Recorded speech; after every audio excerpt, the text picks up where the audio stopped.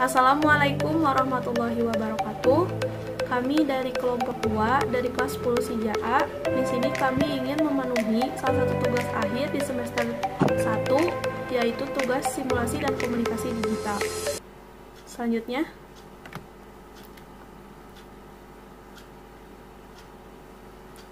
nah di sini itu ada beberapa pertanyaan. Nah, untuk tugasnya, tugas akhir semester 1 ini yaitu mewawancarai orang-orang terdekat kita.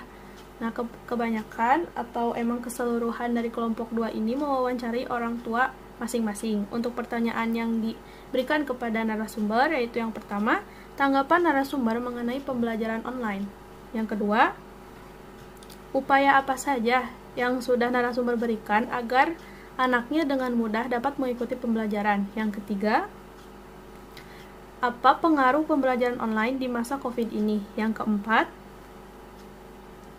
siapa saja yang terdampak pengaruh pembelajaran online pada masa pandemi ini di keluarga narasumber. Yang kelima, bagaimana narasumber dapat menanggulangi dampak pandemi ini dan bagaimana narasumber membuat anaknya selalu berpikir positif dengan adanya pandemi ini. Pertanyaan yang keenam yaitu kapan dan di mana biasanya anak narasumber dapat belajar secara efektif tanpa adanya gangguan dari keluarga.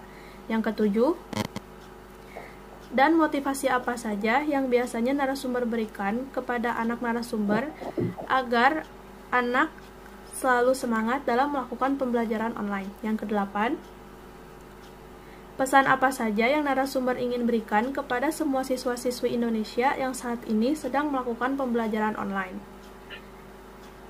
Yang terakhir yaitu hikmah apa saja yang dapat dipetik dari pembelajaran online saat ini. Nah, slide selanjutnya itu di sini ada bukti proses wawancara. Jadi membuktikan bahwa kita itu benar-benar melakukan wawancara bersama ibu dan bapak kita. Nah, untuk gambar yang pertama ini yaitu gambar narasumber 1. Narasumber 1 ini mewawancarai ibunya. Narasumber yang kedua itu mewawancari ayahnya, dan narasumber yang terakhir atau narasumber yang ketiga itu mewawancarai ibunya.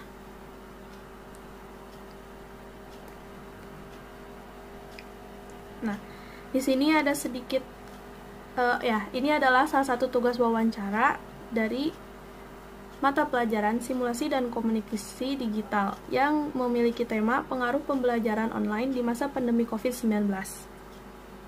Selanjutnya, di sini ada sedikit motivasi untuk para pelajar Indonesia agar senantiasa selalu belajar. Motivasinya berbunyi, pendidikan merupakan senjata yang paling mematikan di dunia, karena hanya dengan pendidikan kita bisa mengubah dunia. Nah, quotes ini disampaikan dari kelompok 2. Untuk selanjutnya, kita akan memperkenalkan anggota kelompok 2 ini. Ada siapa saja sih? Yang pertama itu ada saya pribadi, Amelia Sudrajat. Yang kedua itu ada Mutia Nur Khalifah. Yang ketiga itu ada Arlisya Rahwitami. Yang keempat ada Fahmi Azkia. Dan yang terakhir ada Ramadan Pratama. Nah, kita akan masuk ke sesi tanya-jawab bersama narasumber. Sebelum kita masuk ke pertanyaan pertama, di sini saya akan membacakan siapa-siapa saja yang akan membacakan atau menjelaskan pertanyaan-pertanyaan dan jawaban-jawaban dari ketiga narasumber. Nah, untuk pertanyaan 1, 2, dan 3 itu akan dibacakan atau dijelaskan oleh Ramadan Pratama. Pertanyaan 4 dan pertanyaan 5 akan dibacakan oleh Mutia Nur Khalifah. Pertanyaan ke-6 dan ke-7 akan dipaparkan oleh Arlisya Rahwitami. Dan pertanyaan yang terakhir yaitu pertanyaan ke-8 dan ke-9 akan dibacakan atau dipaparkan oleh Fahmi Azkia. Nah, untuk pertanyaan yang pertama, mangga dipersilahkan Ramadan untuk masuk dan membuka mute-nya, lalu menjelaskan dan membacakan pertanyaannya. Terima kasih. Silakan. Ramadan Pratama. Pertanyaan pertama.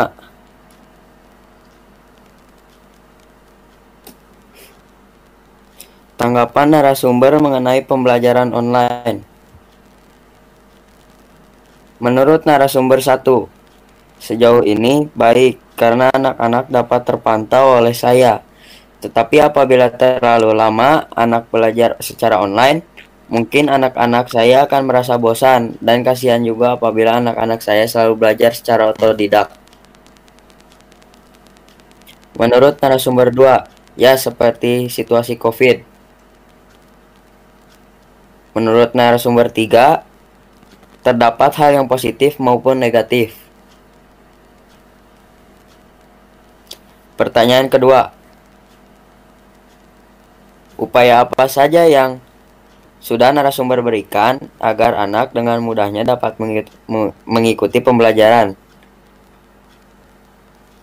Bersatu, memberikan beberapa fasilitas kepada anak saya untuk mendukung kegiatan belajar secara daringnya.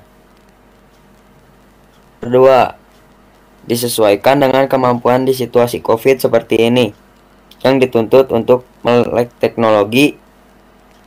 Nah, diantaranya si anak harus difasilitasi alat komunikasi yang sesuai, internet misalnya.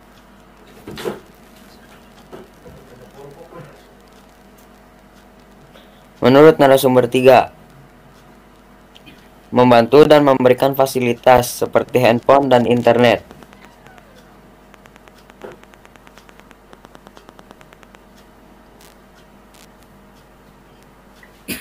Pertanyaan ketiga, apa pengaruh pembelajaran online di masa COVID-19 ini?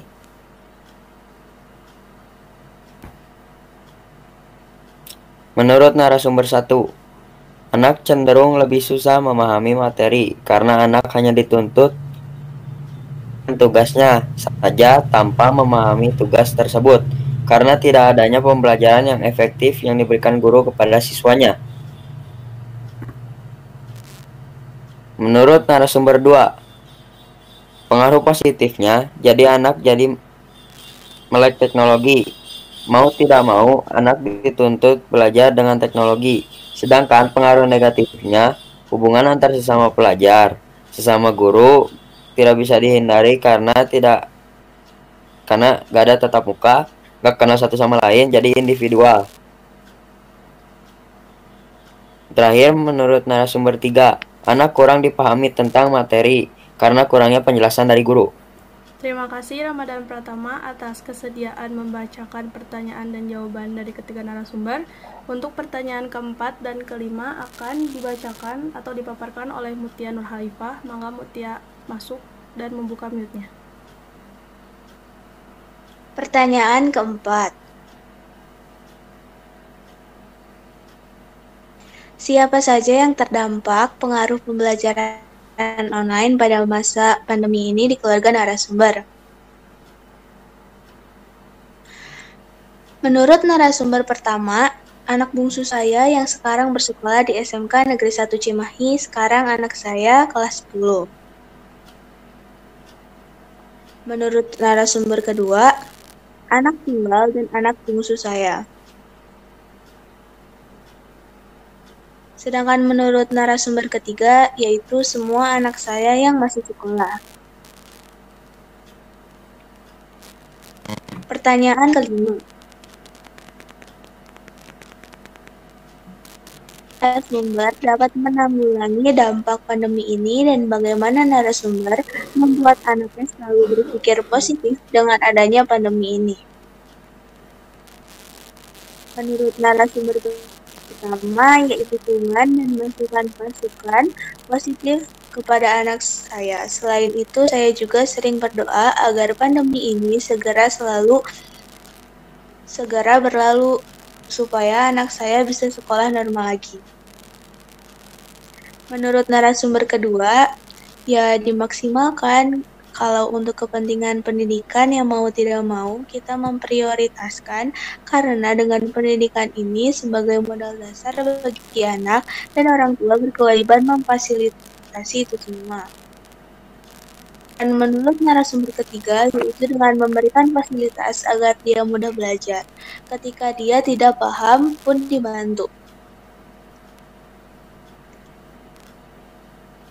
Terima kasih Mutia atas penjelasan atau pemaparan tentang pertanyaan keempat dan kelima. Nah, untuk pertanyaan selanjutnya yaitu pertanyaan ke-6 dan ke-7 akan dipaparkan oleh Alisya Rahvitami. Mangga Alisya masuk dan membuka mute-nya. Pertanyaan ke-6. Kapan dan di mana biasanya anak narasumber dapat belajar secara efektif tanpa adanya gangguan dari keluarga? Menurut narasumber yang pertama, setiap pagi di ruang belajarnya atau di kamar tidurnya. Narasumber kedua, di kamar, ruang tamu disesuaikan dengan sinyal dan jaringan. Menurut narasumber yang ketiga, di rumah, biasa di ruang belajar atau di kamarnya masing-masing, atau bahkan di ruang tamu. Pertanyaan ke-7, motivasi apa saja yang biasa narasumber berikan untuk kepada anak narasumber pada saat pembelajaran online agar lebih semangat? Menurut narasumber yang pertama, selalu sabar dan berdoa tetap semangat dalam melakukan pembelajaran online. Menurut narasumber yang kedua, disesuaikan saja, jadi dituntut si anak untuk tidak mengeluh walaupun dalam keadaan seperti ini. Justru di situasi seperti ini, harus lebih banyak mengetahui yang tadinya kita tidak begitu mengenal teknologi, jadi sekarang lebih akrab dengan teknologi. Ketiga, tetap semangat belajar dalam keadaan seperti ini, diberi motivasi untuk tetap semangat belajar menjadi yang lebih baik lagi. Terima kasih Alisya atas kesediaan membacakan semua pertanyaan dan jawaban dari ketiga narasumber. Untuk pertanyaan selanjutnya akan dibacakan oleh Fahmi Azkia, yaitu pertanyaan ke-8 dan ke-9. Mangga Fahmi untuk masuk dan membuka mute-nya. Pertanyaan ke-8. Pesan apa saja yang narasumber ingin berikan kepada semua siswa-siswi Indonesia yang saat ini sedang melakukan pembelajaran online?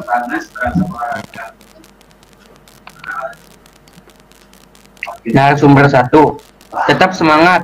Untuk semua para pelajar Indonesia, kita pasti bisa mengalahkan virus ini dan kita bisa kembali melakukan aktivitas lainnya seperti sedia kala.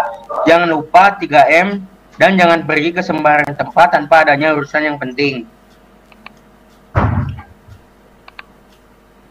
Menurut narasumber 2, pesannya ya ini satu sistem model pembelajaran yang harus diteruskan sekalipun walau sudah tatap muka. Jangan sampai setelah tatap muka daring ini dimusnahkan. Harusnya disatukan menjadi satu kesatuan. Nanti saat sudah tatap muka dievaluasi mana yang lebih efektif hasilnya terhadap pembelajaran anak itu.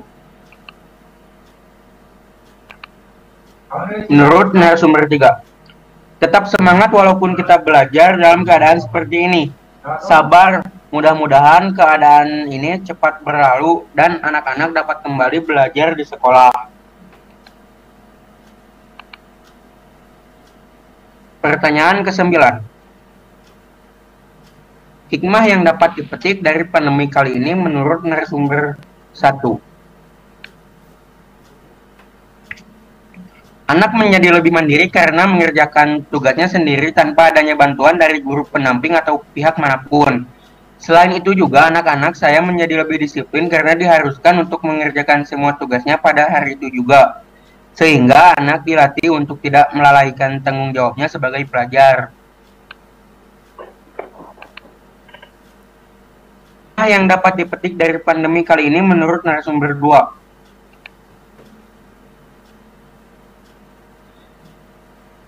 Ya hikmahnya kita jadi melek teknologi. Kalau tidak ada sistem daring, mana mau kita belajar teknologi. Jangankan anak saja, guru pun belum tentu bisa memanfaatkan teknologi seperti ini. Sekarang dituntut jadi kita belajar teknologi. Dan ini lebih baik dan lebih luas keilmuannya gitu. Bisa jadi nanti si murid lebih dulu tahu dibanding gurunya. Jadi siapa saja yang menguasai teknologi, nah itulah dia yang mampu menguasai ilmu pengetahuan tersebut.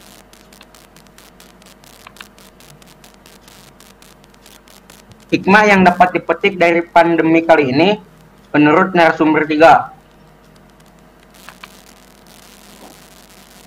Hikmahnya kita bisa menjadi lebih dekat dengan anak dan lebih sering sharing-sharing tentang pelajaran yang kurang dipahami atau dimengerti.